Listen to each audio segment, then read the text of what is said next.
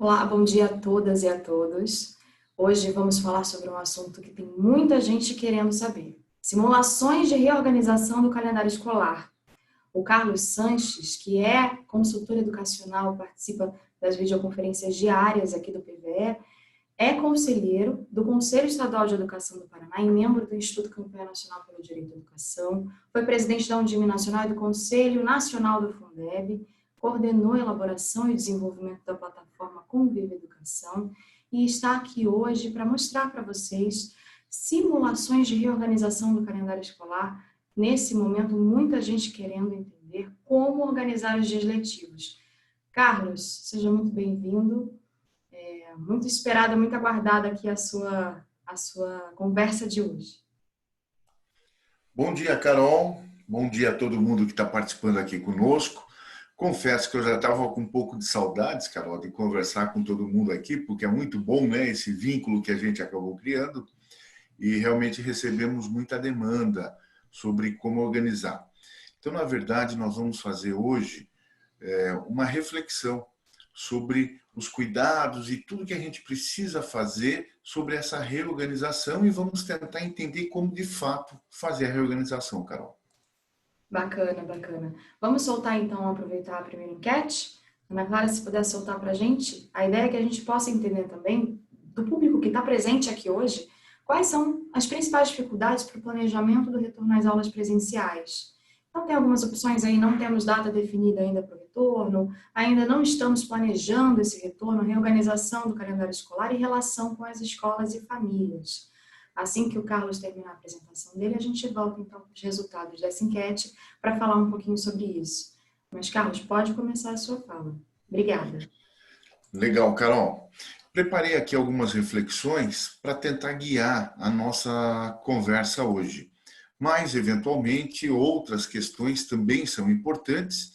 E, claro, Carol, muitas das coisas que a gente vai acabar vendo hoje aqui são questões que, ao longo de todo esse tempo, nós estamos tratando com os diversos convidados que tivemos a oportunidade de receber aqui no PVE, mas também da prática diária, das vivências diárias de cada um dos secretários, das suas equipes, dos diretores das escolas, enfim, de todo mundo.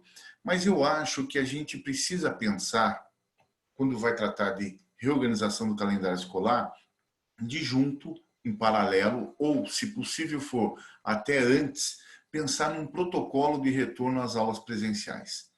Muitas vezes a atenção focada, Carol, apenas estão somente no calendário, pode gerar alguns problemas futuros.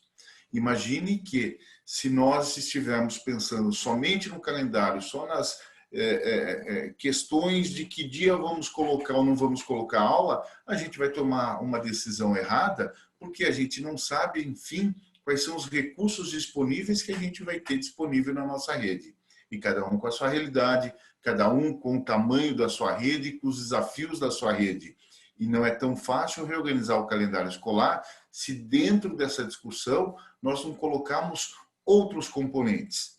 E muitas vezes a gente está pensando muito em transporte escolar, a gente está pensando muito em o distanciamento dos alunos dentro da sala de aula, a gente está pensando em como acondicionar álcool gel para que na porta de cada sala de aula as crianças possam entrar e possam fazer a sua higiene. Reorganizar o calendário escolar contempla isso que eu acabei de falar, mas contempla muitas outras questões e o objetivo hoje nosso aqui é poder tratar sim de calendário escolar, mas calendário escolar dentro como um dos componentes de um protocolo de retorno às aulas presenciais. E eu gostaria, e poderiam ser 20, ou poderiam ser 50, ou poderiam ser apenas 2, mas aqui é uma sugestão, uma reflexão que eu proponho, e é evidente que cada um, a realidade da sua rede, vai tentar construir o que for e o que achar que é preciso da forma como é possível, mas eu tentaria fazer a nossa reflexão a partir de 4 pontos. E o primeiro deles é o mapeamento da situação atual. Quando eu falo mapeamento da situação atual, precisamos sempre ter a noção exata do que acontece na nossa realidade. Claro que a antena está ligada para ver o que está acontecendo no município do lado, na região onde nós estamos localizados, no nosso estado e também no cenário nacional. Evidente que sim. Mas a gente precisa ter um mapeamento da situação local muito bem definido. Por quê? Esse mapeamento é a base para tudo. É a base para organizar um protocolo de retorno às aulas presenciais. Contudo, ele é a base também para reestruturar o calendário escolar, que vai ser um dos componentes da forma como estamos propondo essa reflexão aqui para o retorno das aulas. E aí, neste mapeamento, muitas coisas são importantes, eu estou destacando apenas algumas delas. A primeira é a questão da saúde, a questão local, como está a realidade local. E aí é muito engraçado, porque diariamente a gente conversa com as pessoas e a gente vê numa determinada região em que você tem, por exemplo, um conjunto de 20 municípios e nesse conjunto de 20 municípios, 4 têm casos, 16 não tem um caso confirmado. Dos 4 que tem um caso confirmado, a UTI, é uma cidade grande, e esse é um caso real, viu? A UTI está com 89% de ocupação. E aí as autoridades regionais de saúde estão imaginando que há casos nas outras cidades, mas por uma questão de parentesco e tudo mais, todo mundo migra para a cidade maior, acaba sendo atendido porque tem um serviço de saúde, não só para internamento, mas um serviço de atenção básica de saúde maior, acaba sendo atendido na cidade maior porque não quer ser ele, a pessoa, aparecer nos registros como o primeiro cidadão daquele município pequeno a ser contaminado com a Covid. E ouvi isso ontem, é um fato real. E aí, muitas vezes, nós, numa região em que temos 20 municípios, só 4 têm casos confirmados. O município grande da região, que é o polo, a situação está desesperadora, mas em 16 municípios não há nada. E quando eu estou falando o mapeamento da situação local do ponto de vista da saúde, é que nós precisamos, reitero e tenho falado isso com muita frequência aqui, ter um contato mais próximo, temos um contato mais efetivo com as autoridades de saúde da nossa cidade. E aí, é claro, uma conversa com o secretário de saúde, mas com a equipe da secretaria. Uma conversa, se possível também, com quem cuida da vigilância. Isso é muito importante para a gente entender a realidade do nosso município. Sem entender essa realidade, não é possível estabelecer um processo, um protocolo de como retornar às aulas, mas é menos possível ainda definir um calendário escolar. É ponto de partida, neste momento, independente de você estimar que pode voltar com as aulas em julho, ou, estou já vendo muita gente falar, vai ser só agosto mesmo, porque o governador do estado falou que é só agosto. Independente de quando for, a primeira coisa é mapear. Mas por onde a gente começa esse mapeamento? A gente começa esse mapeamento pelas questões que envolvem a área da saúde e, sobretudo, com as pessoas e com as autoridades da saúde. E aí eu queria destacar que uma outra segunda coisa extremamente importante também é entender como está na nossa realidade o nosso serviço, dos nossos serviços dentro da Secretaria de Educação. A gente pensa muito em transporte, pensa muito em alimentação, mas não é só isso. A gente pode ter pessoal contratado para limpeza, pessoal contratado para cozinha, a gente pode ter outras formas e outros serviços dentro da Secretaria de Educação. E como já falamos aqui, existe um time para tudo, né? Existe um tempo para tudo. E preocupa muito essa questão dos tempos. Os tempos dos contratos, os tempos da pactuação ou repactuação desses contratos. Então, o mapeamento começa por conhecer essa situação dos serviços que nós temos dentro da área da educação, eventualmente serviços que possam estar integrados com outras áreas da prefeitura, por exemplo, há municípios onde o transporte não é organizado pela Secretaria de Educação, mas é organizado por outra área da prefeitura. Melhor fosse se estivesse, Carol, na Secretaria de Educação. Evidente que sim, mas cada um molda a gestão, é um ato discricionário da gestão, cada um, do gestor, cada um vai moldar a gestão como acha mais adequado, como acha mais producente. Então, é importante mapear todos esses serviços. E aí existem algumas ações que elas são integradas com outras áreas. E é importante a gente conhecer como está a situação hoje. Por exemplo, se a decisão é voltar às aulas, por exemplo, em julho. Nós estamos aqui optando e nós vamos voltar às aulas na segunda semana de julho. Beleza, tá tudo bem. Os contratos estão todos ok para a gente poder retornar às aulas na segunda semana de julho? Porque daí nós vamos começar a preparar o calendário. Se não estão, eu primeiro preciso ter a noção, ter o conhecimento completo desse cenário para daí tomar as providências que são necessárias. Mas também há uma preocupação muito grande quando eu falo do mapeamento, que é a questão do quadro de pessoal, que eu vejo neste momento, Carol, que as coisas estão assim se intensificando um pouco. Com todo mundo que diariamente eu converso, eu vejo que quadro de pessoal é, neste momento, um dos pontos que desperta maior atenção. Por quê? Haja vista que, eventualmente, alguns municípios possam ter tido uma rotina correta dos atos, primeiro antecipando o recesso, talvez depois antecipando férias, depois suspendendo aulas presenciais, mas mantendo atividades à distância, mas tem gente que não teve as coisas bem acertadas dessa forma. E o que acontece, Carol?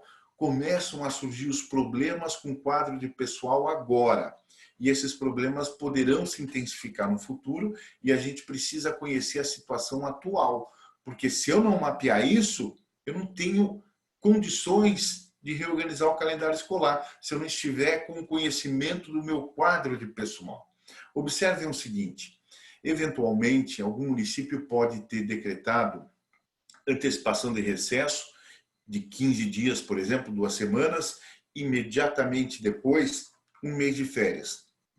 Então, durante 45 dias, desde lá do final de março, por exemplo, nós tivemos 45 dias em que ou estávamos em férias ou estávamos em recesso escolar. E só depois que terminou esses 2 períodos é que a decisão foi, a partir de hoje, então, a gente vai suspender aulas presenciais.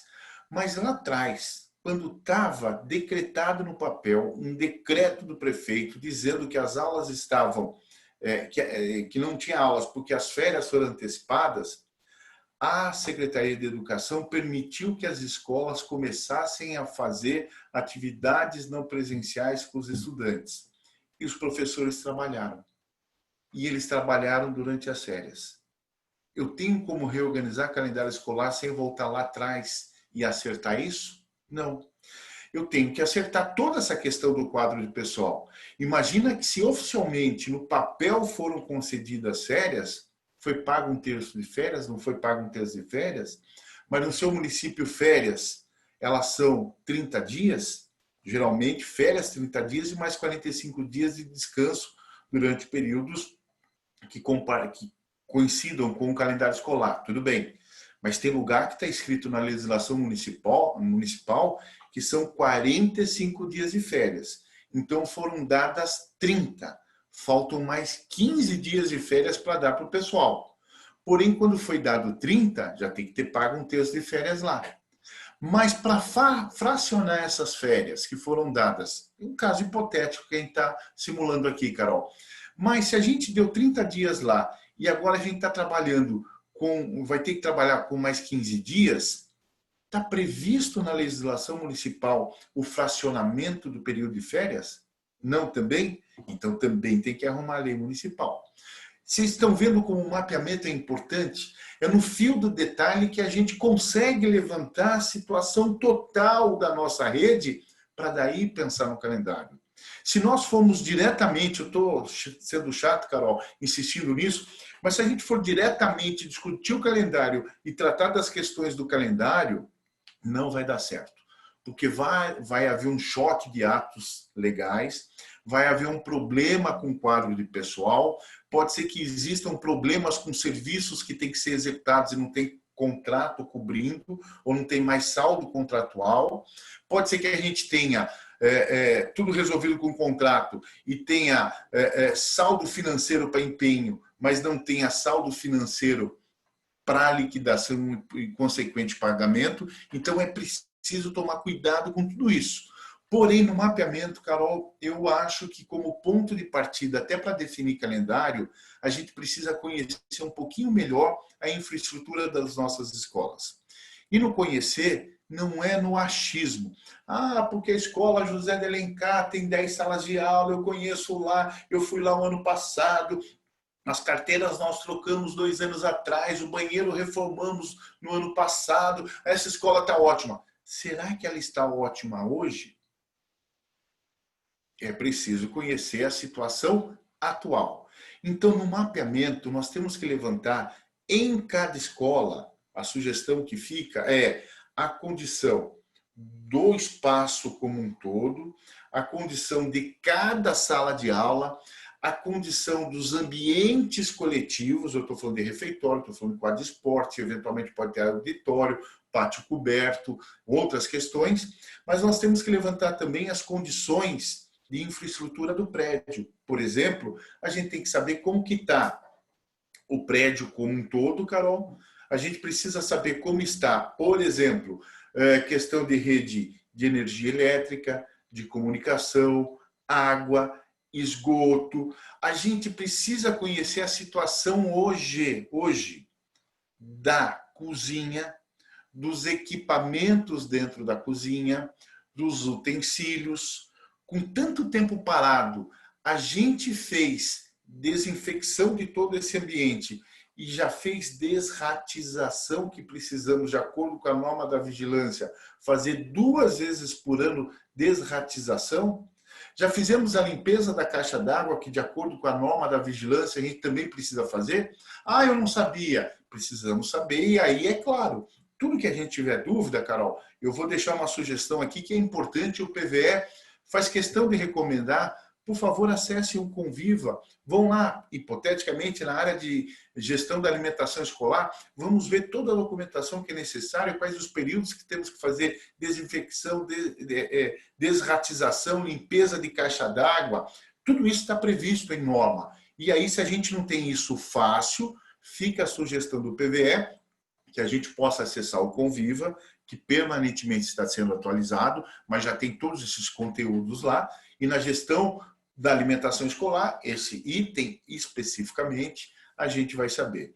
Então, o ponto de partida para a nossa discussão, Carol, é a questão de um mapeamento, e um mapeamento que envolvam esta e outras questões.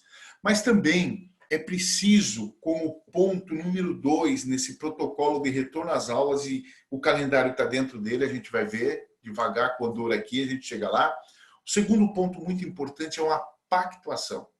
E aí a gente tem que ter uma pactuação com as autoridades de saúde e vigilância, com o prefeito, com outras autoridades, e vocês vão falar, nossa, você colocou a autoridade de saúde e vigilância antes do prefeito? Coloquei propositadamente. E gostaria que todos pudessem me compreender o que eu vou falar agora. A volta às aulas não pode ser definida pelo prefeito. A volta às aulas, o retorno antecipado ou até postergar o retorno não pode ser feito, não pode ser realizado tomando como base a questão financeira do município. Eu sei que vocês acompanharam e em breve, provavelmente não na semana que vem, na outra, a gente vai falar de acompanhamento e vamos fazer como cada um pode acompanhar suas receitas e calcular e tudo mais, tá? Vai chegar um momento que a gente vai falar disso, mas quem está vendo, quem está acompanhando viu que a receita do Fundeb em abril foi menor que a de março. A receita do Fundeb em maio foi menor que maio, provavelmente, do ano passado.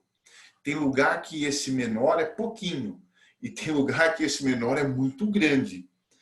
Na segunda-feira à tarde, eu estava calculando isso para uma cidade e a receita de maio nessa cidade, não existe complementação da União, a receita de maio do Fundeb de 2020 é 21% menor que a receita de maio de 2019. Tem lugar que é muito pequenininha a redução, mas, via de regra, vai haver essa redução. Então, não se toma a decisão desse retorno às aulas com a cabeça a partir de como está a receita e também com a cabeça do período eleitoral que vai acontecer. Ontem eu vi algumas manifestações rapidamente, e quem sabe a Carol depois complementa e me ajuda, talvez ela está acompanhando até melhor, mas o presidente do TSE, a princípio, é a favor de prorrogar o período da eleição, mas realizar a eleição esse ano. Ao invés das eleições acontecerem em outubro, elas aconteceriam no último domingo de novembro e no segundo domingo de dezembro. A princípio, seria este o calendário que o TSE começa a discutir a partir de agora. Então, teremos eleição. E o fato da eleição ficar um pouquinho mais para frente não significa que a gente vai tomar decisão sobre volta às aulas com a cabeça nas eleições. Não façam isso, porque nós teremos problema. Eu sempre alerto, e isso não é susto, é um alerta que a gente faz, no sentido de que é muito preocupante o fato de você decidir tomar alguma decisão menos planejada e daqui a pouco o Ministério Público vai estar agindo. E vai estar agindo com rigor. Mas também é importante pactuar com outras autoridades. É essencial, nesse momento, pactuar com outras autoridades, e aí eu não estou falando só de saúde. Eu tenho que conversar com outros secretários municipais, eu preciso conversar com o Ministério Público. Uma recomendação forte que a gente faz é, dentro do possível, dialogar com o Ministério Público e dialogar com outras autoridades que, eventualmente, tenham algum envolvimento, alguma relação com essa situação no âmbito do meu município. E aí o plano de volta às aulas presenciais, ele começa pela definição do calendário escolar, a gente vai falar disso já, mas queria também ressaltar com muita veemência a importância de, dentro desse plano, a gente construir um outro plano, que é um plano de acolhimento. Plano de acolhimento para os servidores, né? E aí eu estou falando da equipe diretiva das escolas, professor, coordenadores, secretária de escola, cozinheira, zeladora, todo mundo que volte, pode ser que volta 1, 2, 3 dias antes que os professores. Mas o plano de acolhimento tem que ter um trabalho específico para os professores também. E, por fim, o plano de acolhimento, na sua terceira etapa, tem que pensar como vai acolher as famílias e os estudantes. Não apenas os estudantes, mas também as famílias. Já falamos disso, já tivemos muitos especialistas tratando dessa questão e recomendamos que possam visitar com frequência o portal, o site do PVE, e lá todas as videoconferências estão gravadas, né, Carol? Estão todas lá à disposição. Eventualmente, peguem todos esses materiais, tivemos grandes especialistas tratando desse tema, até para orientar trabalho dentro da secretaria e com as escolas. Mas é muito importante. Como é importante também, dentro desse plano, estabelecer um projeto de avaliação diagnóstica dos estudantes. Muitos especialistas que tiveram aqui ressaltaram a importância, e esta é uma ação que está sendo implementada no mundo inteiro. Nós temos que ter um monitoramento dos estudantes no retorno. Por quê? Alguns estudantes podem ter até um déficit, uma regressão na sua trajetória escolar. Então, é importante tratar isso com especificidade, dar atenção especial que esse tema precisa. Da mesma forma, nesse plano, a gente tem que considerar essa questão orçamentária e financeira que eu falava há pouco, e acho que ela influencia demais na hora de estruturar o plano de volta às aulas e daí definir o calendário escolar. Por quê? Imaginemos que nós precisamos saber quanto que a gente vai ter de dinheiro, mas, por outro lado, quanto que nós vamos precisar gastar de dinheiro, por exemplo, para pagar salário. Porque, teoricamente, nós vamos gastar mais com salário. Não só com professor, mas também com cozinheira, com pessoal de limpeza, com secretário de escola, que eventualmente terão que trabalhar outros dias, talvez terão que ganhar hora extra, e aí precisa respeitar a legislação local, e quando é contratado, respeitar a consolidação das leis de trabalho. Isso tem que estar muito claro, tem que estar desenhado, tem que estar levantado para que a gente possa fazer. E aí estruturar um plano de comunicação. Não adianta organizar o calendário escolar, anunciar o retorno às aulas, se a gente não tiver um plano de comunicação interno dentro da secretaria com as escolas, das escolas com as famílias dos estudantes e da secretaria para o município, para todo mundo. Então, é preciso estruturar este plano de comunicação. Mas aí, eu gostaria de dizer que não adianta a gente levantar o que precisa ser feito, pactuar como vai fazer isso, construir, planejar o que vai ser feito passo a passo, se a gente não construir uma metodologia de acompanhamento dessa implementação. Se a gente não definir o que vai ser feito, quando vai ser feito e quem é responsável, não vai dar certo. A gente vai tropeçar na própria perna e não vamos conseguir concluir este calendário escolar a contento. E aí, neste mapeamento da situação local, eu queria rapidamente destacar algumas coisas. E a primeira delas, eu já falei um pouco disso, mas é retomar com cuidado os dados e as análises da Secretaria de Saúde e da Vigilância Sanitária sobre a minha realidade local, mas também documentos oficiais locais e estaduais, os atos do sistema de ensino, para saber, olha, eu vou reorganizar o calendário escolar. Mas o que a Secretaria de Saúde e da Vigilância está falando sobre eu posso colocar ou não posso colocar todos os alunos voltando para a escola de uma vez só? Dentro da sala de aula, eu preciso manter aquele 1,5 m ou 2 metros? Ah, mas daí eu tenho as turmas com 30 alunos e as salas só tem 30 carteiras. Então, o que eu vou fazer? Na segunda vai ter aula metade dos alunos, na terça outra metade. O que eu vou fazer? Qual o tamanho da minha infraestrutura da escola? Eu vou saber a partir da recomendação da Secretaria de Saúde. Porque, eventualmente, eu sei que isso é complexo, eu sei que as escolas não estão preparadas, eu sei que não existe equipamento e espaço físico. Porém, eu sei também que daqui a pouco você vai colocar 30 crianças dentro de uma sala, e a gente sabe como são as crianças, e no dia seguinte está eliminado o Ministério Público lá, suspendendo tudo. Então, é preciso evitar transtorno. Por isso, eu tenho que conhecer essas informações da saúde, como proceder e outros documentos legais. Mas eu preciso definir, conhecer também como está dentro do meu município a reabertura do comércio, das outras atividades econômicas, o que a prefeitura está definindo. Daqui a pouco a prefeitura tem um plano, né? Por exemplo, hipoteticamente, a gente vê muito na imprensa São Paulo. Ah, as cidades do ABC saíram da faixa vermelha, foram para laranja agora. Então, a partir da semana que vem, eles podem abrir tais segmentos da economia. Essa semana só podem esse. E os outros serão reabertos só quando chegar na faixa amarela. Então, pode ser que a prefeitura tenha alguma coisa e eu não estou nem sabendo como é que eu vou reorganizar a volta e estabelecer calendário escolar se eu não conheço isso. Eu preciso conhecer. E aí, o Conselho Nacional de Educação, no parecer 5, que foi homologado pelo ministro, só o item 2.16 de avaliação que não foi, mas o Conselho Nacional de Educação disse que os sistemas de ensino têm que definir estas normas sobre a volta e o calendário. E eu preciso saber se o meu sistema fez, e se não fez, eu tenho que conversar com o meu sistema.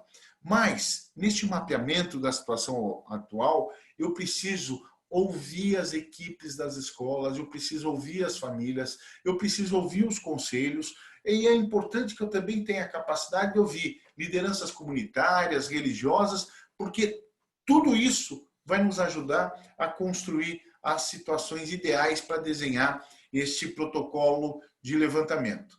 E para o retorno às aulas. Mas, vou insistir muito, não pensem apenas em controlar receita e despesa.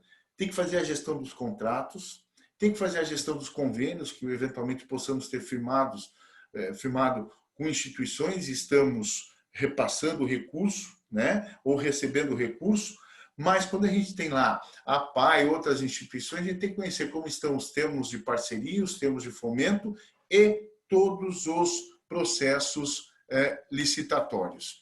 E, por fim, a gente precisa, nesse contexto, Carol, monitorar também como foi quem realizou as atividades presenciais durante esse momento de interrupção de aulas. Muita gente autorizou as escolas fazerem, mas não autorizou e não baixou uma norma de como fazer isso. Agora a gente precisa acompanhar. Então a gente precisa saber o que foi feito, como foi feito, porque agora, no momento seguinte, a gente vai falar de calendário. E aí, para falar de calendário, eu preciso saber o que foi feito. Como também preciso saber as atividades que os professores desenvolveram. Se eu não souber as atividades que os professores desenvolveram, não dá. E aí, quando eu falei de pactuação, né, deixo aqui apenas um lembrete, um reforço, eu preciso pactuar com o prefeito, com a vigilância, para depois pactuar com a equipe da secretaria. Não adianta eu acertar tudo com a equipe da secretaria e falar, vamos construir, vamos fazer assim, se tem uma norma, uma regra, um comando diferente lá atrás. Mas eu preciso pactuar também com o diretor de escola, com o professor, com o servidor. Não esqueçam de combinar com os russos. Não dá para a gente sair definindo as coisas sem que a gente possa, nessa pactuação, estabelecer esses entendimentos. E, por fim, com as autoridades e a comunidade escolar. E aqui eu gostaria de ressaltar muito a importância de conversarmos com os conselhos na área da educação, com o Ministério Público e, quando possível, se é possível na sua cidade, conversar, por exemplo, com o conselho escolar das escolas. Se a gente puder fazer reunião e conversar com os conselhos escolares, isso seria extremamente importante. E aí, o plano de volta às aulas, ele começa com planejamento, mas ele precisa avaliar o resultado. E eu sugiro aqui um caminho a ser percorrido, um caminho que passa, de novo, vou reiterar, pelas normas do sistema de ensino, pelos recursos pedagógicos e tecnológicos que a gente tem à disposição, tá? As atividades que nós vamos desenvolver, elas vão ter que estar alinhadas com o currículo e com a nossa realidade. Nós vamos ter que ter permanente apoio às escolas, mas também às famílias, e vamos ter que acompanhar o que vai ser feito e vamos ter que controlar. Mas como que a gente faz calendário, então? Como que a gente pensa calendário? É uma coisa simples, que dá trabalho, Carol, mas é, de certa forma, até um tanto quanto simples. E a reorganização do calendário escolar começa primeiro olhando para o período antes das aulas. E aí a gente tem que computar em horas quanto de carga horária foi trabalhado antes da interrupção das aulas. Mas eu quero deixar também uma sugestão, porque estou antevendo algo que em algumas redes possa acontecer a partir de recomendação do Conselho, que normatiza o sistema, e do próprio Ministério Público. É importante levantar também conteúdos trabalhados antes da suspensão das aulas. E aí nós vamos ter situações diferentes. Não significa que, digamos que nós tenhamos 20 escolas na nossa cidade. Nas 20 escolas nós temos turma de terceiro ano. Não significa que nas 20 turmas nós trabalhamos a mesma carga horária e os mesmos conteúdos. Lembrem, nós temos que assegurar carga horária e conteúdo para todo mundo. Nesta reorganização do calendário escolar, isso tem que estar presente. No segundo momento, feito este levantamento, nós precisamos levantar, Carol, durante a pandemia. Qual a carga horária trabalhada, quais os conteúdos trabalhados, e aí não adianta eu sonhar para mais ou sonhar para menos. Não adianta eu estimar que nós tivemos determinadas atividades e vamos computar, por exemplo, hipotético, um exemplo, 100 horas, sendo que, diante da norma, e por isso que insisti tanto antes falando da norma do sistema, diante da norma do sistema eu só consigo validar 60 dessas 100 horas. Então eu preciso trabalhar com a realidade. Eu preciso, na hora de computar esta carga horária trabalhada agora, considerar aquela que efetivamente poderá ser validada. Ah, mas vai ser validada só na frente. Não tem problema. Eu tenho que, no mínimo, sentar com o sistema de ensino e entender e fazer alguma simulação. Assim também como a simulação do conteúdo, de quanto foi trabalhado e do que estamos precisando ainda construir, entregar aos estudantes nesse momento de volta. E aí, assim, quando a gente for fazer essa conta, nós não temos a definição da medida provisória 934, por enquanto está em vigor 800 horas anuais. Eu sei que existe um esforço, muita gente, tenho visto muita gente falando, e aí tenho visto até as entidades, a Undime, o Concede, muita gente conversando com os deputados, conversando com a deputada Luísa Canziani, que é relatora da MP lá no Congresso Nacional e tudo mais, porém, ainda não está definido, a gente não sabe se realmente vão ser reduzidas essas 800 horas. Eu já estou vendo, Carol, gente construir calendário com 700 e com 600 horas. Não tem nada definido, devagar quando ou, porque o santo é de barro. Então, hoje, na hora de reconstruir o calendário escolar, reorganizar o calendário escolar, nós temos que trabalhar com 800 horas. Na educação infantil, eu entendo, conforme já tivemos muitos especialistas aqui falando, pessoalmente também já manifestamos, que mais importante que cumprir 800 horas é privilegiar a qualidade desse atendimento no retorno. Mas no ensino fundamental nós vamos ter que, nas suas modalidades, garantir as 800 horas. Por enquanto, 800. Talvez serão 800, talvez não serão, a gente não sabe. Eu preciso fazer a conta correta. E aí não adianta eu sonhar que eu trabalhei 100, sendo que eu vou validar 60. E não adianta também, com tranquilidade, ontem uma secretária falou, Carlos Eduardo, a gente trabalhou tantas horas, mas como é nesse formato tal, eu vou pedir para considerar só metade. É uma decisão que tem que ser pactuada com a equipe da secretaria, com a equipe das escolas. Não tomem essa decisão sozinhos, só a Secretaria de Educação. Tem que envolver mais gente nessa roda. E é assim que nós vamos saber quanto nós precisamos trabalhar de carga horária e de conteúdo. Depois que a gente souber, tem um caminho para chegar nesse novo calendário de 2020. E são algumas reflexões que eu quero deixar para vocês, tá? Lembrando, quem já tem uma metodologia de construir calendário, use a sua metodologia. Quem faz no bom e velho Excel, ótimo, parabéns. Quem quer usar o Conviva, lembra, nós trouxemos a Elisa aqui do Conviva, usem o Conviva na hora de fazer a simulação. Não há problema, cada um usa o que quiser, pode ser que surjam outras ferramentas também, e, fiquem à vontade.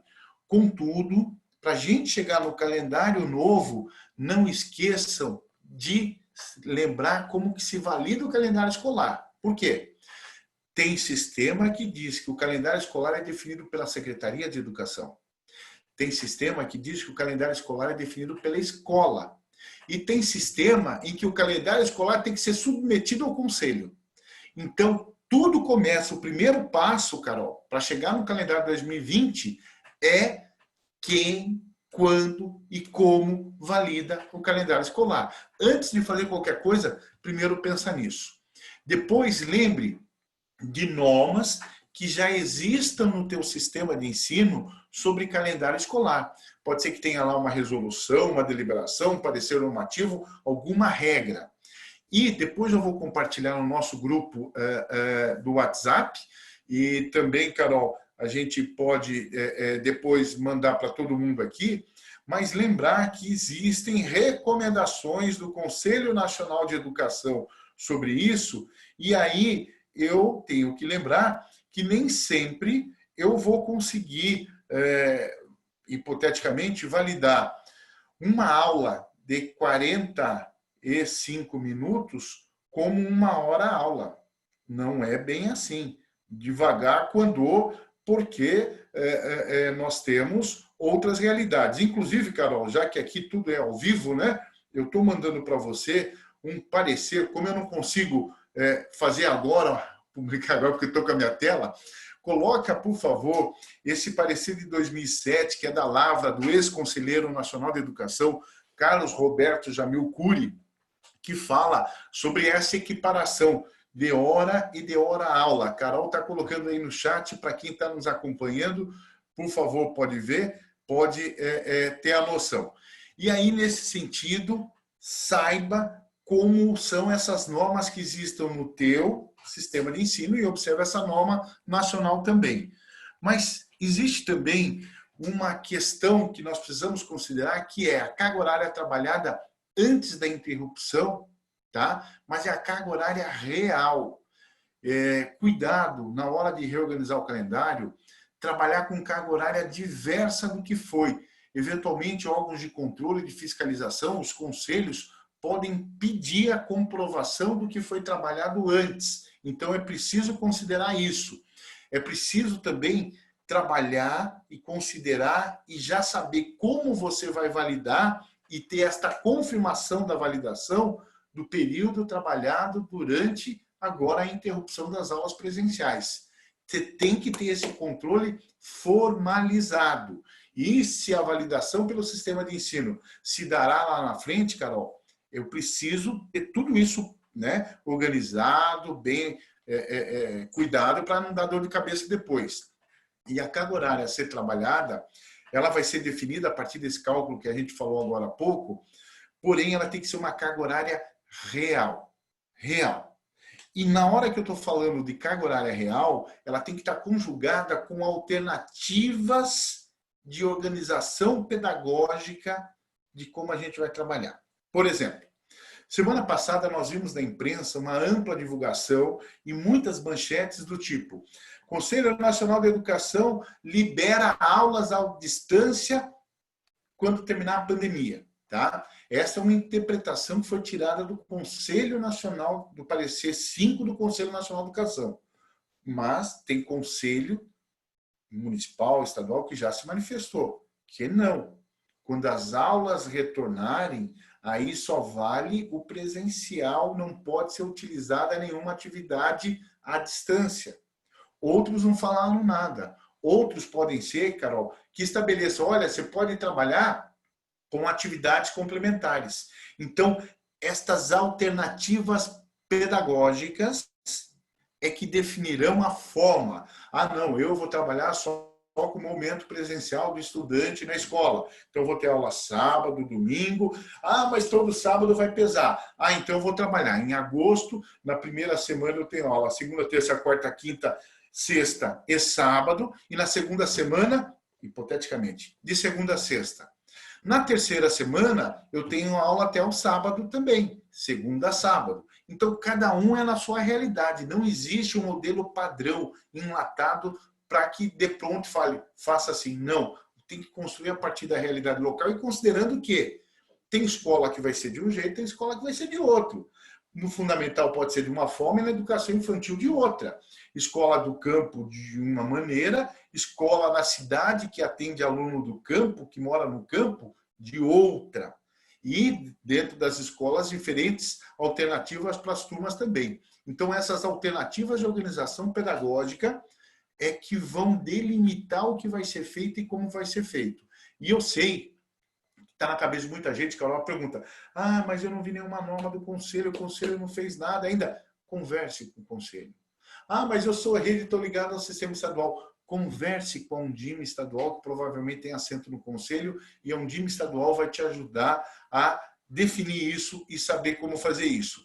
E aí que recursos pedagógicos e tecnológicos poderão ser utilizados. Por exemplo, ao contrário de outros, tem sistema que foi lá e falou, não, quando as aulas voltarem, terá 4 horas de aulas presenciais, mas essas escolas poderão fazer atividades complementares remotas, à distância, usando até tecnologia, usando até educação à distância. Tem conselho que pode definir isso. Então, o recurso pedagógico é na realidade da tua rede, aí do que está acontecendo, e não é regra nacional, porque o conselho deixou para que cada um defina. Mas também se reestrutura o calendário escolar depois de conhecer a situação dos professores e dos servidores das escolas. E aí tem gente que trabalha, por exemplo, com ampliação, convocação, suplementação, jornada. Nesse momento pagou, um exemplo, pagou só o turno principal, não pagou o aumento, a ampliação da jornada, mas quando voltar vai pagar tudo. Tem gente que fez até banco de horas negativo, sei lá, né? Tem gente que trabalhou agora, desconta depois. Tem gente que vai pagar agora, vai pagar depois. Eu tenho que fazer esse levantamento do meu quadro pessoal. Eu tenho que saber férias e tudo mais. Se eu não souber isso, eu não reorganizo o calendário escolar. Como também a questão da infraestrutura, que é transporte, alimentação, condição das escolas. Nós já falamos tudo isso. E, por fim, eu queria muito dizer que influencia demais a questão da reorganização do calendário escolar toda essa questão dos recursos disponíveis, que eles não são apenas financeiros, eles são também pedagógicos e também recursos em relação a quadro de pessoal. Por exemplo, tem rede que tem infraestrutura, Carol, e acha que vai ampliar a jornada e vai trabalhar 6 horas por dia. E para isso, vai contratar professor temporário a mais, vai reorganizar o calendário escolar e vai ter um monte de projetos e de atividades complementares para efeito de cumprimento dessa carga horária. Tem gente que tem infraestrutura e recurso para isso. Tem gente que não tem. Mas se eu não considerar tudo isso, Carol, eu não consigo reorganizar o meu calendário escolar. E, claro, aí eu preciso construir esse calendário pactuado com as escolas. Eu não posso tomar uma atitude da secretaria e achar que dentro da secretaria o que eu fizer aqui vai dar certo para todo mundo e está resolvido. Via de regra, a tendência é dar errado e dar muito errado. Então, é importante que eu possa pactuar isso com as escolas e construir isso na minha realidade. Eu terei que trabalhar dias mesmo, com 4 horas de aula cada dia. Não, eu vou usar tal recurso pedagógico. Eu vou usar atividades complementares. Não, aqui o conselho falou que eu posso usar recurso até tecnológico. Cada um com a sua realidade, como você vai fazer. Agora, o mais importante de tudo isso é você tem que construir um plano de monitoramento do cumprimento desse calendário. Só que o cumprimento do calendário, a gente tem que olhar para o pedagógico, para o administrativo, para o financeiro, para o recurso humano, para a alimentação, para o transporte, para tudo. Tem que definir o que cada um tem que fazer mês a mês, tem que definir quem é responsável por fazer o quê e tem que acompanhar, porque senão esse calendário não será cumprido, Carol, e aí vai dar uma dor de cabeça danada, porque os órgãos de controle e fiscalização vão querer saber o que foi feito. E, por fim, eu queria deixar algumas preocupações que deveriam fazer parte do processo de análise e planejamento para que, quando estivermos simulando possibilidades de calendário escolar, não esqueçamos, primeiro, são questões muito importantes, do impacto emocional nos alunos, professores e servidores das escolas que esta pandemia causou. Eu penso que não dá, por exemplo, você vai voltar com as aulas em julho, você não consegue tocar até a véspera do Natal sem parar.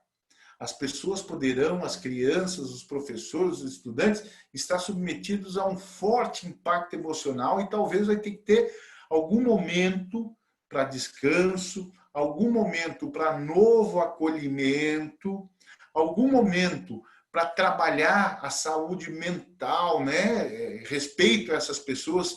Eu estou vendo secretarias que já construíram uma agenda de trabalho e os psicólogos da própria prefeitura vão construir um trabalho nas escolas, uma coisa muito bacana. Então, é importante que esse ponto esteja dentro do planejamento de vocês. Agora, esta pandemia gera uma tendência natural de abandono e evasão escolar. Cuidado, gente, cuidado. Eu não estou preocupado com os indicadores da sua cidade e que eles vão piorar em 2020 e daqui 15 anos a gente vai poder usar a desculpa que os indicadores pioraram por causa do abandono, por causa da pandemia. Não estou preocupado com isso. Eu estou preocupado com o direito de cada estudante, com aqueles, e lembro o dia que nós tivemos o Unicef e o Ítalo participando conosco e nos trouxe todas aquelas ferramentas para a gente ver dados do nosso município, né, Carol? Eu estou preocupado com o direito à educação de cada um dos estudantes. Uma preocupação grande com a aprendizagem. O calendário tem que privilegiar um foco central na aprendizagem das crianças. E aí isso não pode passar despercebido e as estratégias a serem implementadas, elas têm que contemplar desde a reorganização e redistribuição de como vai ser esse plano de trabalho, da prática pedagógica de cada professor, alinhado ao currículo, mas também com um trabalho de monitoramento permanente, não só agora na entrada, no retorno, mas de permanente monitoramento da aprendizagem dos estudantes. Um foco de atenção especial também deve ser a articulação dentro e fora da administração.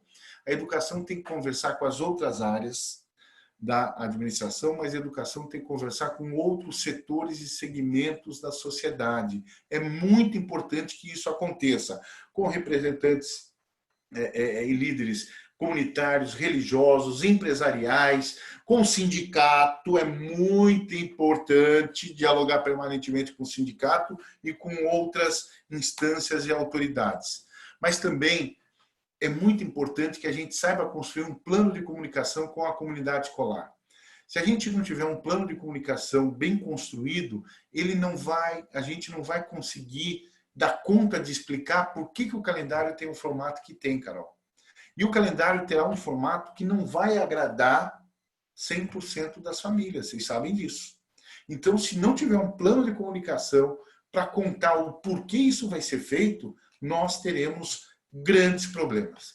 E aí fica aquela recomendação, que é uma preocupação geral, dos equipamentos de proteção e segurança que nós teremos que ter em todas as escolas, associados também aos produtos de higiene e de saúde para todas as crianças.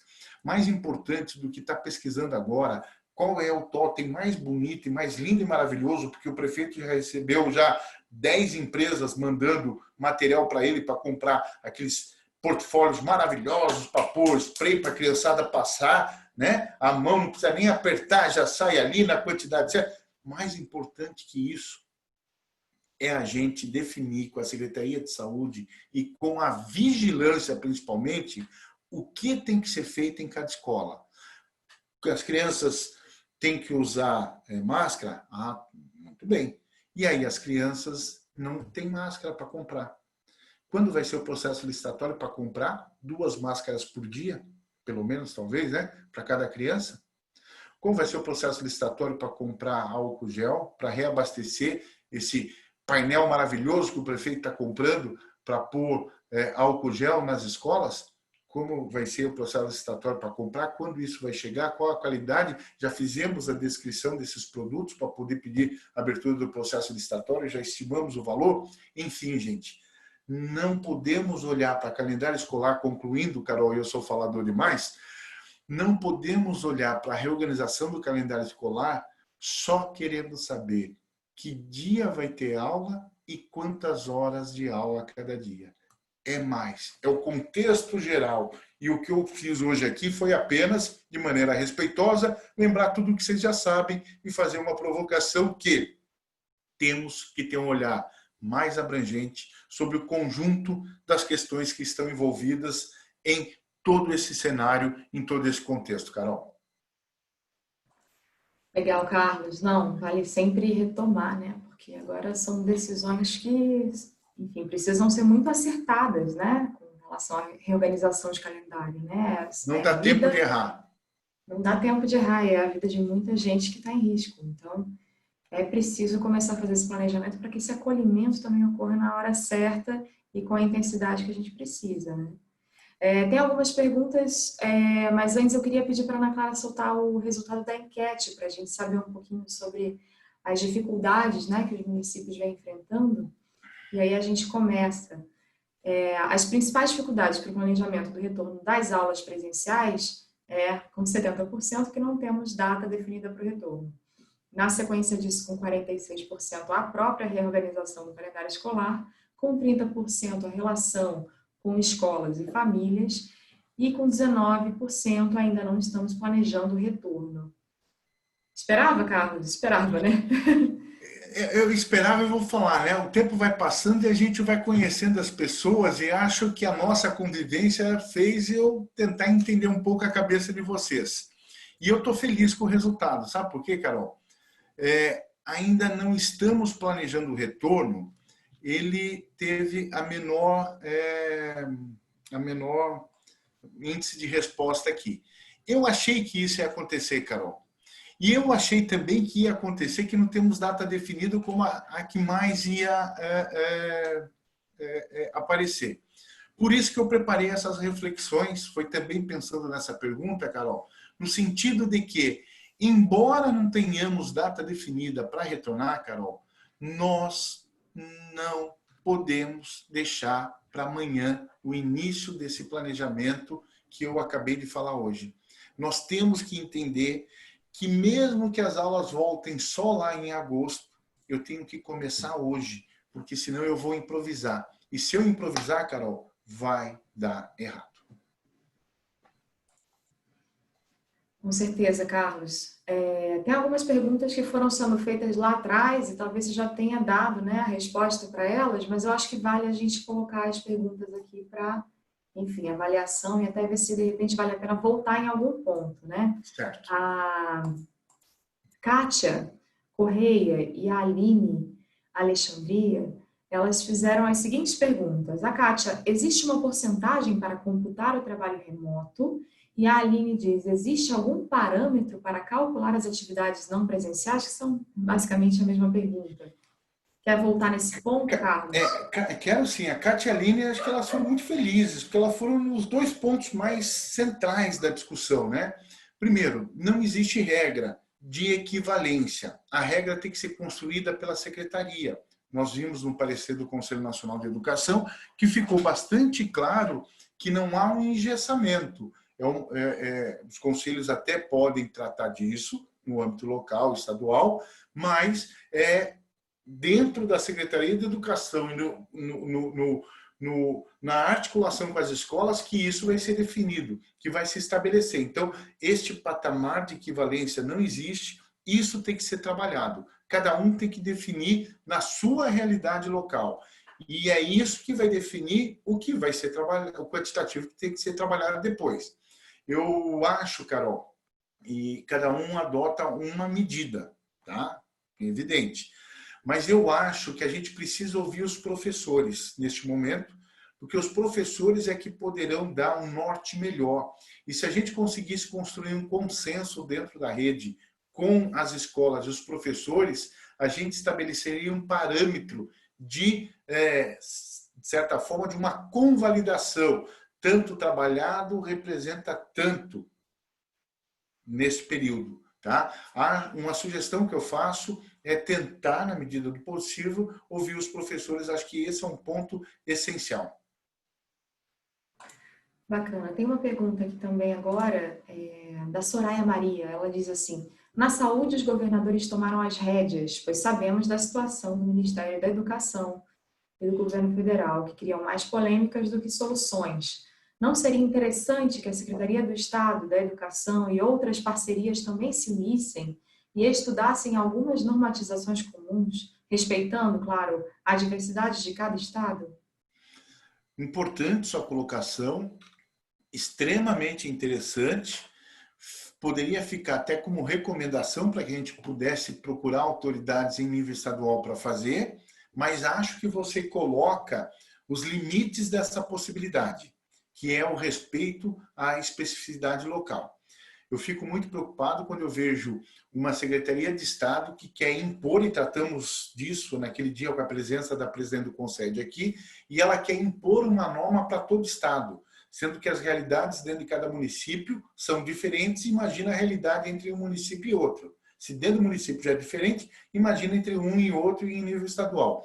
Então, tem que haver um limite para isso. Acho que é possível, acordos devem ser feitos, até porque quase que na totalidade os municípios são responsáveis também pelo transporte, e o transporte tem um dos maiores pesos na reorganização do calendário escolar, então é importante pactuar. Agora, gostaria de sugerir uma recomendação que faço, que geralmente você tem um acordo, né? Às vezes você tem um arranjo de desenvolvimento organizado aí na sua região. Ótimo, articule a partir dele. Mas às vezes você não tem um arranjo, mas tem a associação dos prefeitos e aí os secretários de educação se organizam na região. Tem que ser uma articulação dos secretários juntos regionais, tá? E também usando a undime estadual. É muito importante essas instâncias, porque elas institucionalizam a relação entre os entes federados. Eu acho que município, resolver o meu problema com o secretário de Estado não é adequado nesse momento. Eu tenho que pensar no contexto do Estado, por isso que defendo esta articulação mais institucional. Bacana, Carlos. A Gilcele faz a seguinte pergunta.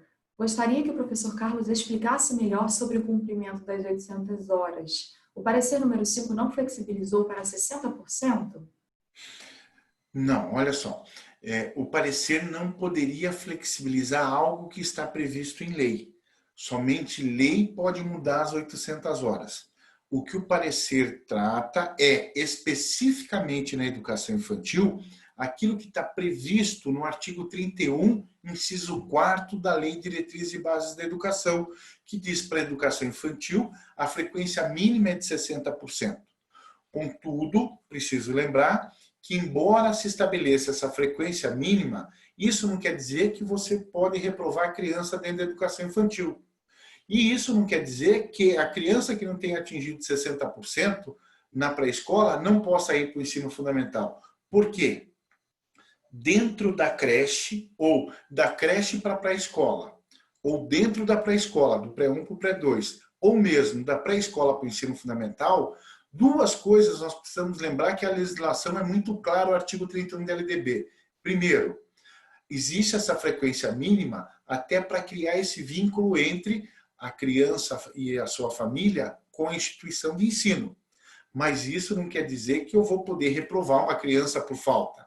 E segundo, o acompanhamento do desenvolvimento da criança na educação infantil, ele tem efeito de acompanhamento para registro e para avaliação desse processo, mas não para avaliação que permita a criança ir ou ficar. Isso não existe na educação infantil.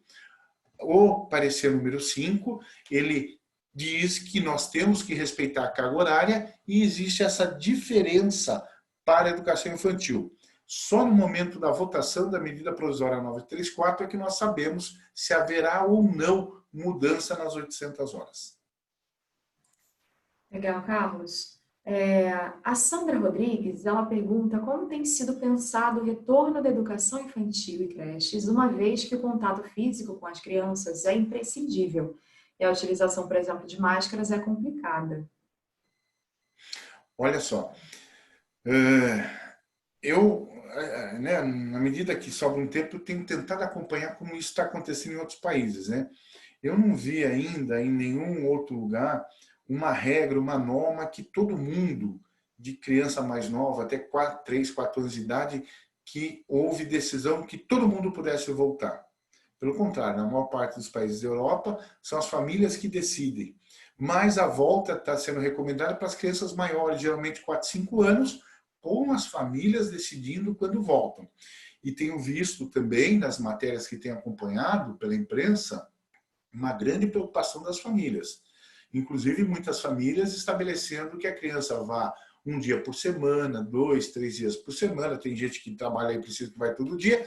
Contudo, uma questão que tem que ser discutida com os conselhos, com os diretores de escola que atendem a educação infantil, com o Ministério Público, é que, olha, na educação infantil, esse retorno, ele tem que ser garantido para todas as crianças, mas de alguma forma vai ser dada prioridade para determinado grupo da sociedade.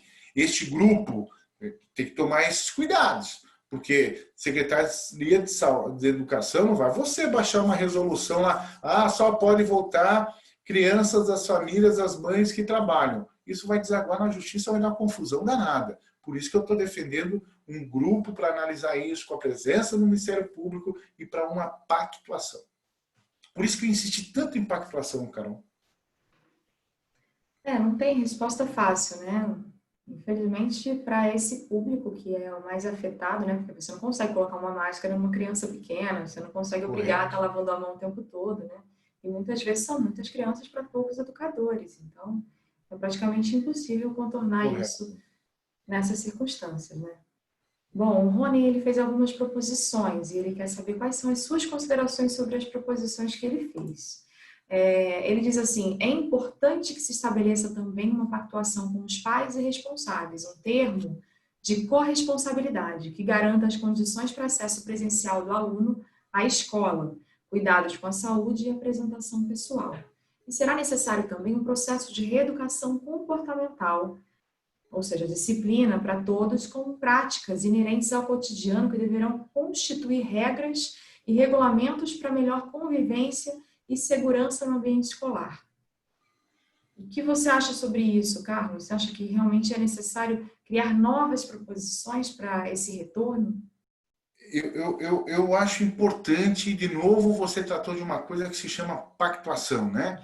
Nós temos acompanhado muita gente aqui no nosso PVE recomendar isso de diversas formas diferentes, mas o sentido é pactuação, em que nós temos que pactuar com família, com comunidade, com prefeito, com o resto da prefeitura. Se eu não tiver pacto com todo mundo, eu não consigo reorganizar essa volta, eu não consigo cumprir um calendário escolar que eu eventualmente defini. Por exemplo, ouvi outro dia de um município que há uma dificuldade muito grande, eles já estão retomando, no Mato Grosso já estão retomando, porque lá não tem caso e tal, já estão vendo para retomar, mas os pais das crianças pequenas que estão na etapa da alfabetização estão se negando e estão indo na justiça tratar dessa questão. E aí, dizendo que ainda não querem mandar seus filhos embora, o prefeito lá está falando que já pode voltar. Então, é preciso pactuar. Evidente que a gente não precisa firmar termo de compromisso daquilo que a Constituição já determinou, que é a obrigação da família com a escola, da escola acolher, da família mandar, isso já é uma regra constitucional. O que a gente precisa é se aproximar do Conselho Tutelar, do Ministério Público, de todo mundo. E até tem um tema, Carol, que vem um pouco na fala dele, que tem aparecido, as pessoas têm levantado aqui, têm mandado mensagem, que é um pouco da questão da judicialização que está acontecendo neste momento na educação, já começa um processo, outras formas e outros processos de judicialização, outros temas, né? Antigamente a gente só via judicialização de matrícula, via de regra é isso. Já acontecem outras coisas. E também já está acontecendo também um prefeito que queria, outro dia eu vi, até na imprensa, um prefeito que queria entrar na justiça para proibir, ele queria uma liminar que proibisse novas matrículas na rede municipal, o que não é possível. Então, por causa disso, apesar de você frangir a testa, Carol, é fato real, eu estava na imprensa outro dia, nós convidamos o doutor Silvio Graboski, que muitos o conhecem, é um advogado, ele é de São Paulo, ele apoia a Undime São Paulo, eventualmente a Undime Nacional também, ele é muito experiente, ele estará semana que vem conosco, hoje à tarde sai a programação, a gente está definindo os dias aí, né, Carol? Mas sai a programação, um dos dias será com o doutor Silvio, e ele vai tratar destas questões do ponto de vista jurídico, sobre as quais a educação está afetada nesse momento. Pode falar, Carol. Vamos lá. Muito bem. Seguimos com uma pergunta da Simone, de Matias Barbosa. Ela diz: estamos realizando ensino não presencial, enviando as atividades dos alunos semanalmente e com a carga horária semanal de atividades. Desta forma, nós iremos, assim, conseguir computar essa carga horária total? Tua pergunta é ótima. E vou fazer uma brincadeira. Sabe quem que vai responder a tua pergunta? Você. Sabe por quê? A hora que você olhar a norma do sistema sobre como vai ser essa convalidação, é que você vai definir. Digamos que trabalhou, hipoteticamente, vamos pensar comigo. Digamos que trabalhou durante 4 semanas, todas as semanas de segunda a sexta-feira. Então, nós tivemos, em tese, 20 horas por semana e queremos considerar 80 horas. É possível? Eu tenho que ver a regra do sistema. Ah, mas o sistema não falou, ainda disse que é a escola que tem, é a secretaria que tem que definir. Então, volto lá atrás, já trabalhamos isso, né? Fizemos uma videoconferência sobre isso e vou falar. Temos que construir uma norma da secretaria para falar como que isso vai poder ser oficializado. E para construir essa norma, vamos dialogar com a direção das escolas e com os professores. Esta norma tem que falar o que poderia ser feito nesse período, como poderia ser trabalhado, que tipo de trabalho, como seria esse trabalho e como seria a atuação do professor, quem controla o quê, como controla a participação, não é frequência, é a participação do aluno, que tipo de atividades seriam realizadas, enfim, tudo isso tem que estar na norma da secretaria previamente definido. Se não fez, tem que fazer e faz com data retroativa. Legal. Agora, Simone Soares Cardoso, ela diz, Carlos, quando se abre a possibilidade do aluno retornar, caso o pai entenda ser oportuno, no caso da educação infantil, como ficaria o cumprimento das horas para estes, bem como os seus direitos de aprendizagem? Olha, na educação infantil, penso eu que nós teremos um problema muito grande. Por quê? Nós teremos tempos diferentes para crianças. As famílias que eventualmente têm na escola um importante apoio por conta de trabalho e tudo mais, estas, à medida em que vão voltando a trabalhar, gostariam que seus filhos já pudessem estar para a escola. E tenho visto que muita gente prefere que este ano, tenho visto muito isso, hein? E o doutor Silvio vai falar disso. Muita gente está. Eu tenho amigos que falam assim: não quero, criança que está no pré, não quero que meu filho volte esse ano para a escola, é muito perigoso. E aí nós temos que, Simone, entender essas diferenças e criar uma regra local. Estimulo, recomendo que a secretaria faça uma norma própria para tratar dessa questão, porque não serão todas as crianças ao mesmo tempo. Haverá na educação infantil uma questão bastante complexa. Teu microfone, minha digníssima Carol. Vamos lá. É uma pergunta aqui sobre a questão das horas, né? Enfim, as 800 horas mínimas, elas também são a base para a escola de educação integral ou é necessário considerar 1.400 horas? E tem algumas discussões, uma diretora de educação integral dizendo que pode fazer 800 horas, mas isso não está escrito em lugar nenhum. Qual seria a resposta com relação a isso? Quem fez essa pergunta? A Camila. Camila, que pergunta importantíssima, muito importante, Camila. É a Camila do SEDAC? É a Camila do Camila, SEDAC. olha só, a pergunta é essencial. Por que ela é essencial? Se eu tenho uma estrutura oficial de tempo integral, eu tenho que cumprir no mínimo 1.400 horas anuais. Ah, mas agora com a pandemia eu vou mudar isso. Eu vou mudar e não vai ser excepcionalmente em 2020, não vai ser tempo integral. E aí eu preenchi o que no censo o mês passado. Por quê? Imagina que se eu preenchi tempo integral, a matrícula dessa criança, hipoteticamente, quinto ano, criança que está no quinto ano numa escola urbana, a matrícula dessa criança rende o ano que vem de receita no Fundeb 30% a mais. O valor da alimentação escolar no ano que vem vai ser maior. E isto gera um impacto. Por quê? Se depois você não cumprir essa carga horária, o município vai receber ano que vem recurso a mais do que deveria receber, já que ele anunciou como tempo parcial. E isso vai gerar uma situação de apropriação indébita de recursos. E tanto o Tribunal de Contas como o Ministério Público Estadual, e se for em estado onde existe complementação da União, Ministério Público Federal, rapidamente vão agir. Agora imagina, Camila, se isso acontece num lugar onde troca o prefeito e entra a oposição, o prato está cheio, né? Está tudo pronto para entrar com uma ação criminal e uma de improbidade porque houve má fé. Declarou matrícula em tempo integral, esse ano está chegando, né? O ano que vem, imagine comigo, esse ano está chegando o recurso em tempo integral, mas foi trabalhado em tempo parcial. Cuidado, gente, as leis continuam em vigor.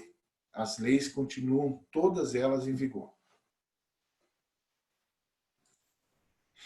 Carlos, uma pergunta aqui do Alex Alves. Ele pede que você fale um pouquinho sobre as crianças do AEE nesse contexto de retorno às aulas. Como ficaram essas crianças?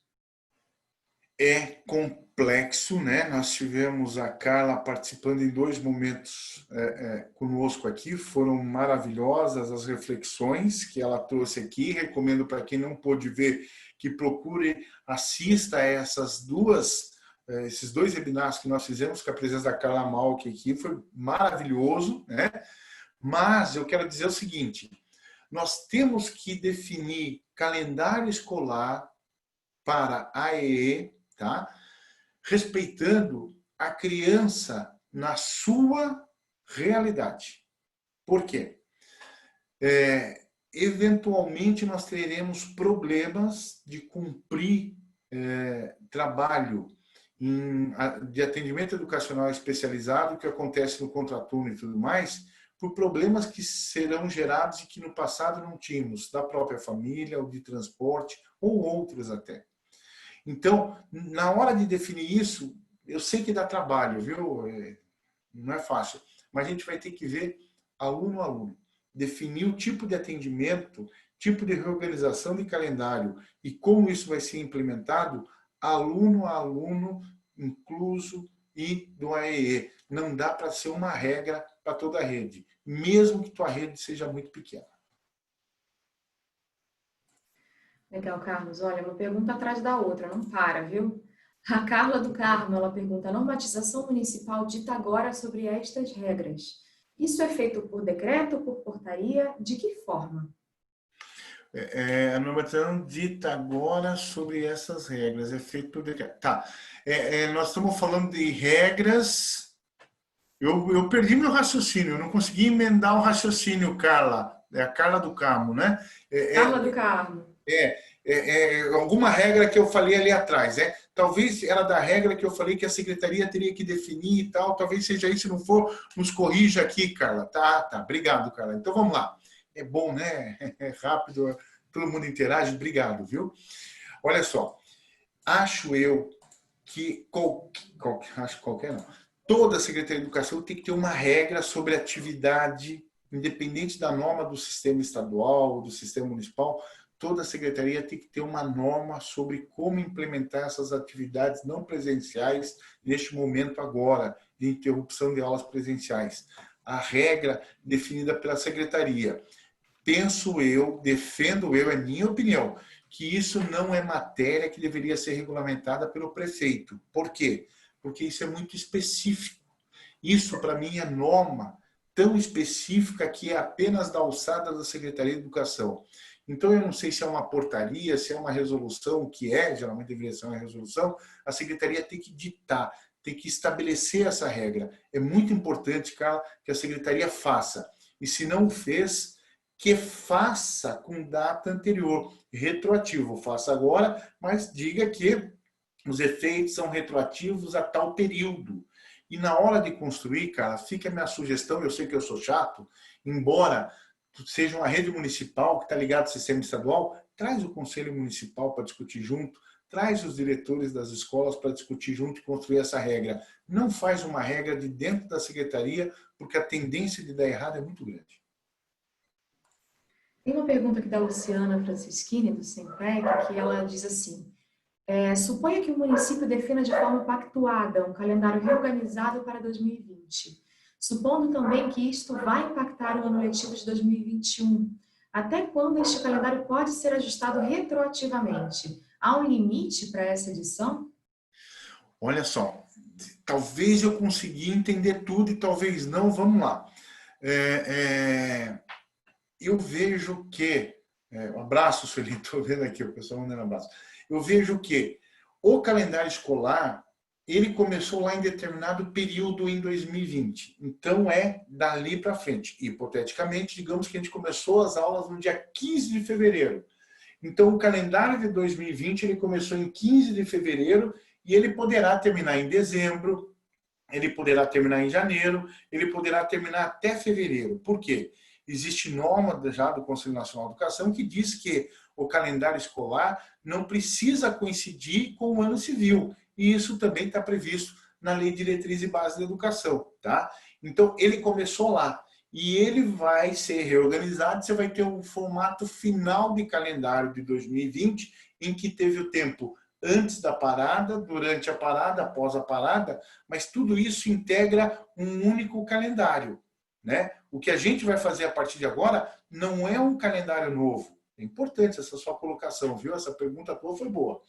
É importante lembrar que nós vamos fazer uma reorganização do calendário e não um calendário novo. Não existe o calendário de antes e o calendário de depois. É um calendário só, em que ele teve um momento que foi de uma forma, um momento agora que está sendo de uma forma diferente, e esse momento posterior que vai começar, uma terceira maneira diferente. Mas tudo integra um único calendário. e não há nenhum problema dele avançar para 2021. Evidente que se eu tenho um sistema municipal, eu tenho a possibilidade de construir e dialogar com o conselho, tenho muita capacidade técnica no conselho e tudo mais, e quero eventualmente construir uma medida que seja um calendário unificado de 2020 e 2021. Pode ser feito? Pode.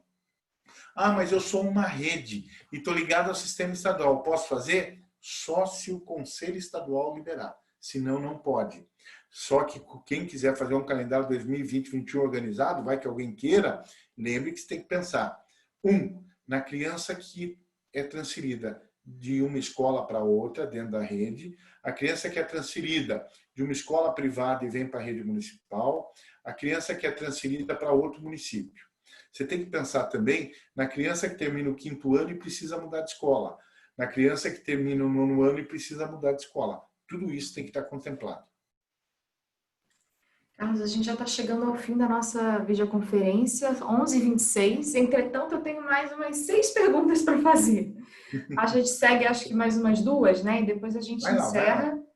E aí depois a gente, enfim, continua conversando pelo grupo de WhatsApp, enfim, tenta também voltar a falar sobre esse assunto numa próxima videoconferência, de repente, né? Trazendo outras possibilidades. Mas, enfim, eu vou trazer a pergunta aqui. A pergunta é da Sandra Rodrigues. Ela pergunta, nesse caso, as escolas de educação infantil de tempo integral devem cadastrar no censo as 800 ou as 1.400 horas? Vamos lá.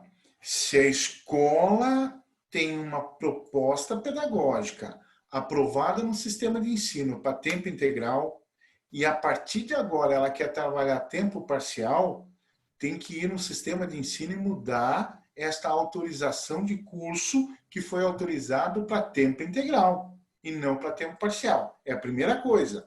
Ah, você é muito legalista. Não, eu gosto de evitar transtorno futuro. A primeira coisa é, se eu vou mudar o regime de integral para parcial, eu tenho que ir lá e mudar a autorização e o reconhecimento desse curso de educação infantil fundamental que ele foi autorizado. E no censo, eu não posso lançar como tempo integral. Aí eu tenho que lançar como tempo parcial. Contudo, que fique claro, né, Carol? Se eu no censo declarei como tempo integral, eu tenho que cumprir por hora 1.400 horas. Se lá na medida provisória disserem, não é mais 1.400 que é tempo integral, vai ser menos, vai ser tanto, aí a gente vai saber lá na frente. Por enquanto a gente não sabe. Eu sei que é um cenário de incerteza para todos nós. Eu me coloco no lugar de vocês, mas é a realidade que a gente está vivendo. A Simone Guedes, ela volta para perguntar se existe algum modelo dessas normas de regularização dessa carga horária em que a Secretaria de Educação possa se apoiar. Não existe modelo, existem alguns que já foram feitos, eu vou compartilhar no nosso grupo do WhatsApp, por aqui a gente não consegue anexar um arquivo, né, Carol? Então eu vou compartilhar, já compartilhei, vou compartilhar, até porque vi ali uma pessoa me cumprimentando agora, vou pegar a norma do município dela, é público, né? E eu vou compartilhar daqui a pouco no nosso grupo do WhatsApp uma norma de... Eu acho que a gente pode compartilhar na matéria que foi produzida pela nossa equipe de comunicação. Isso. Vamos colocar lá. Até o final da tarde a gente envia para vocês uma matéria que fica disposta aí na página do próprio PVE, com o resumo dessa videoconferência, com o link da gravação, com o material que o Carlos usou, e de repente a gente pode também anexar esse material também que você está indicando. Vamos anexar. Bacana. Última pergunta, Carlos. Vamos lá? Hilton Silva pergunta, na hipótese de avanço do calendário para o ano de 2021, será possível ajustar o ano seguinte com as mesmas regras? Tipo uso híbrido, atividades compensatórias ou aumento de horas? O Hilton é de Resende, no Rio de Janeiro. Que pergunta maravilhosa! Porra, né? A última pergunta tinha que ser a pergunta top, para cima, né? Olha só, obrigado, Hilton. Muito boa pergunta. Tem lugar, só para a gente falar, viu? Para a gente não esquecer, tem lugar que ainda não começou o ano letivo de 2020, por conta de greve no ano passado. E isso vai encavalar, estimo eu, para a gente cumprir o direito de estudante uns 2 ou 3 anos para frente. E aí o ano letivo de 2021, ele vai seguir regra, por enquanto, Hilton, da norma que existe, e não dessa regra de excepcionalidade que é o parecer número 5 de 2020 do Conselho Nacional e os pareceres, resoluções, deliberações dos conselhos de ensino, dos conselhos de educação a que os sistemas de ensino estão submetidos, tá? 2021, em tese, seria algo da normalidade. Eventualmente, se estender muito, se acontecer essa segunda onda que pode vir aí para frente, né, Carol? A gente tem ouvido muito isso, essa segunda onda pode vir do centro, a região central do Brasil para oeste, né? Mais para oeste, porque hoje está muito lá na região norte, a disseminação do vírus e mais na região mais litorânea. Então, se acontecer isso e tiver outros problemas no segundo semestre, pode ser que mude tudo até para o ano 2021. Mas, por enquanto, o ano 2021 é dentro da regra normal. Contudo, se 2020 termina lá dentro de 21, talvez 21 vai ter que terminar dentro de 22 ou 22 dentro de 23. Isso pode ser que aconteça. Carlos, a conversa estava tão boa, tinha tanta pergunta que eu acabei esquecendo de lançar a nossa enquete. Então, Ana Clara, por favor, ela está aqui me mandando mensagem, acabei não vendo. Se você puder me lançar, então a ideia é que vocês respondam para a gente se vocês já participaram de algum outro webinar do PVE, se tiver participado, se você já colocou em prática alguma ação baseada no que aprendeu aqui, e qual é a sua avaliação desta sessão de webinar de hoje. Carlos, eu te agradeço demais, mais uma vez, a sua presença. Acho que estávamos também com saudades, né? Você traz de uma forma muito prática e muito objetiva as dúvidas e questionamentos do público que está nos assistindo aqui. A gente tem tentado trazer questões mais filosóficas, profundas também, para discutir algumas questões culturais da própria escola, mas é também muito importante ter essas respostas de maneira mais prática e mais objetiva. Então, muito obrigada pela tua participação hoje, não só como mediador, mas também palestrante, joga em em todas as posições.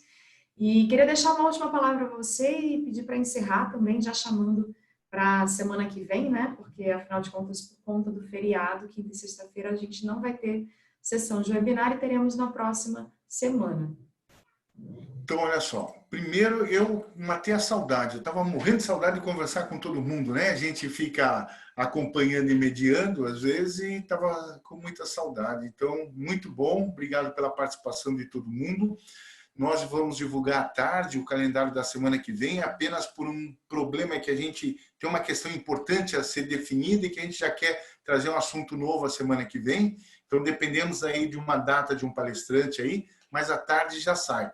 Então, voltaremos a semana que vem, teremos 2 encontros a semana que vem.